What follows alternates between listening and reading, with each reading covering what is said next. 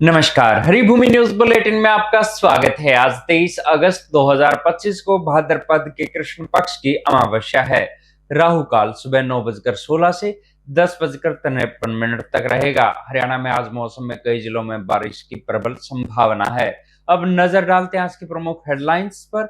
2028 में स्पेस में अंतरिक्ष स्टेशन भेजेगा भारत, दुनिया की तीसरी ताकत बनेगा।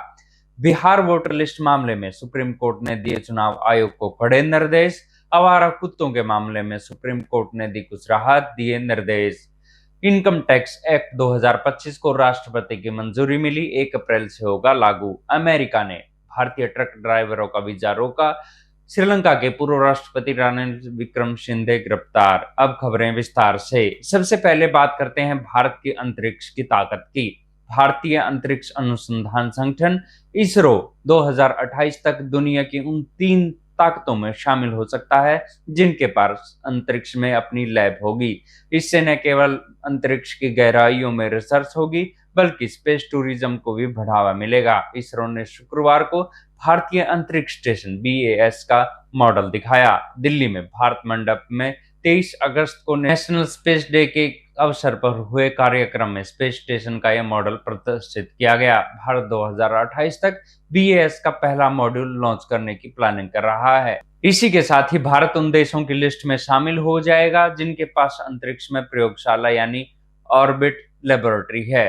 अभी के समय में अंतरिक्ष में केवल 2 ऑर्बिटल लैब है। पहला इंटरनेशनल स्पेस स्टेशन ISS है, जिससे 5 देशों की अंतरिक्ष एजेंसियां मिलकर चलाती है, जबकि दूसरा चीन का तियांगयोंग स्पेस स्टेशन है। भारत का लक्ष्य है 2035 तक स्पेस में कुल 5 मॉड्यूल अंतरिक्ष में भेजना है। पहला मॉड्यूल BAS-01 करीब 10 टन वजनी होगा। इसे पृथ्वी के 450 किलोमीटर लो अर्थ ऑर्बिट में स्थापित किया जाएगा। भारतीय अंतरिक्ष स्टेशन लाइफ साइंस, मेडिसिन और ग्रहों की खोज के लिए काम करेगा।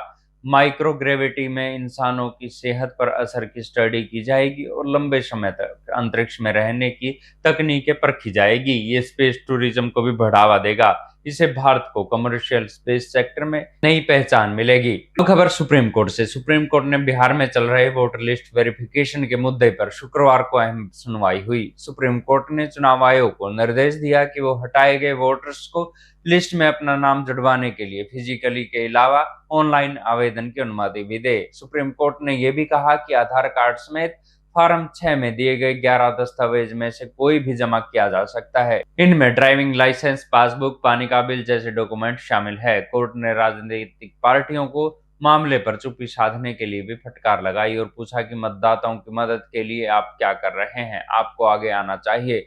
जस्टिस सूर्यकांत ने कहा कि राजनीतिक दलों की निष्क्रियता हैरान कर देने वाली है। राज्य की 12 पॉलिटिकल पार्टियों में यहां मात्र 3 पार्टियां ही कोर्ट में आई है। कोर्ट ने इस बात पर भी हैरानी जताई कि राजनीतिक दलों के लगभग 1,60,000 बूथ लेवल एजेंट होने के बावजूद उनकी ओर से केवल 2 आपत्तियां आई है। अब अगली सुनवाई 8 सितंबर को होगी। अब खबर आवारा कुत्तों के बारे में। सुप्रीम कोर्ट ने आवारा कुत्तों के मामले में चल रहे घमासान के बीच निचली कोर्ट के आदेश में कुछ राहत दी है। सुप्रीम कोर्ट ने शुक्रवार को कहा कि जिन कुत्तों को पकड़ा जाता है उनकी नसबंदी और टीकाकरण कर जहां से उठाया है वहीं वापस छोड़ दिया जाए। हालांकि रेबीज से संक्रमित और आक्रामक व्यवहार वाले कुत्तों को शेल्टर होम में ही रखा जाए। कोर्ट ने आदेश दिया है कि कुत्तों को पब्लिक प्लेस में खाना न दिया जाए और नगर निगम इसके लिए अलग से जगह बनाए। कोर्ट ने कहा है कि यह आदेश दिल्ली समेत पूरे देश में लागू होगा। साथ याचिका में शामिल व्यक्ति 25,000 और NGO 2 लाख रुपए कोर्ट में जमा कराए। कोर्ट ने 11 अगस्त से जजों की बेंच के उस आदेश को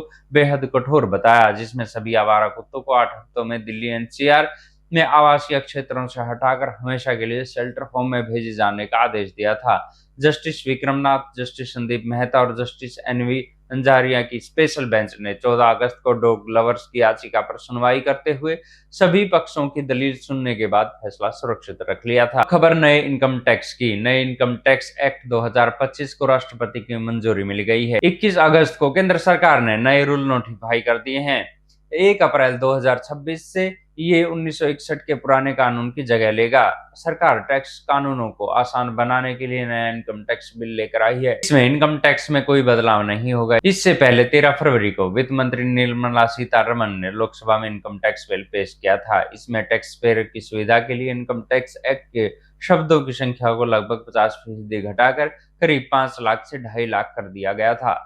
अब इस एक्ट में 1 अप्रैल 2026 से लागू होगा। वहीं राष्ट्रपति ने ऑनलाइन गेमिंग बिल 2025 को मंजूरी दे दी है। इससे रियल मनी गेमिंग के हजारों करोड़ रुपए के कारोबार पर अब लगाम लग जाएगी। इस बिल के पास होने के बाद अब बाजार में चर्चा है कि भारत की सबसे बड़ी फैंटेसी गेमिंग कंपनी ड्रीम 11 अपना रियल मनी गेमिंग कारोबार बंद करने जा रही है। ड्रीम 11 भारतीय क्रिकेट टीम और आईपीएल जैसे बड़े टूर्नामेंट की प्रमुख स्पॉन्सर है। ऐसे में ये भी खबरें हैं कि टीम इंडिया एशिया कप में बिना स्पॉन्सर के खेलेगी। अब खबर अमेरिका से। अमेरिका ने भारतीय ड्राइवरों के वीजा पर रोक लगा दी है। ये रोक नए वीजा पर रहेगी, पुराने ड्राइवरों के वीजा रद्द नहीं होंगे। अमेरिका के फ्लोरिडा में पंजाब के ट्रक ड्राइवर के गलत यू टर्न से हुए सड़क हादसे में 2 अमेरिकियों की मौत के बाद यह फैसला लिया गया है। इसकी जानकारी अमेरिकी विदेश मंत्री मार्को रूबियो ने अपने सोशल मीडिया अकाउंट पर दी। विदेश मंत्री मार्को रूबियो ने लिखा, तत्काल प्रभाव से हम व्यावसायिक ट्रक चालकों के लिए सभी वर्कर वीजा जारी करना रोक रहे हैं। विदेशी चालकों की बढ़ती संख्या और अमेरिकी नागरिकों की जान को खतरे में डाल रही और अमेरिकी ट्रक चालकों की रोजी रोटी को भी प्रभावित कर रही है। अब खबर श्रीलंका से। श्रीलंका के पूर्व राष्ट्रपति रानिल विक्रमसिंघे को पुलिस ने सरकारी धन का दुरुपयोग करने के मामले में गिरफ्तार किया है। उन पर आरोप है कि 2023 में राष्ट्रपति रहते हुए वे अपनी पत्नी प्रोफेसर मैत्री विक्रमासिंघे के दीक्षांत समारोह में शामिल होने लंदन गए थे। पुलिस का कहना है कि लंदन में उनकी कोई आधिकारिक यात्रा नहीं थी, फिर भी इसे सरकारी खर्चे में किया गया। इस यात्रा में 10 लोगों का ग्रुप शामिल था और करीब 1 करोड़ 69 लाख रुपए खर्च किया गया था। उस समय विक्रमसिंघे क्यूबा और अमेरिका की आधिकारिक यात्रा पर थे, जिसके बाद वे निजी यात्रा के लिए ब्रिटेन चले गए थे। इसके अलावा उन पर अपने पर्सनल बॉडीगार्ड को भी सरकारी खजाने से सैलरी देने का आरोप है। ऐसी ही खबरों से जुड़े रहने के लिए देखते रहिए हरिभूमि टीवी। और अधिक खबरों को विस्तार से जानना है तो हरिभूमि अखबार पढ़ें या हरिभूमि की वेबसाइट पर जाएं।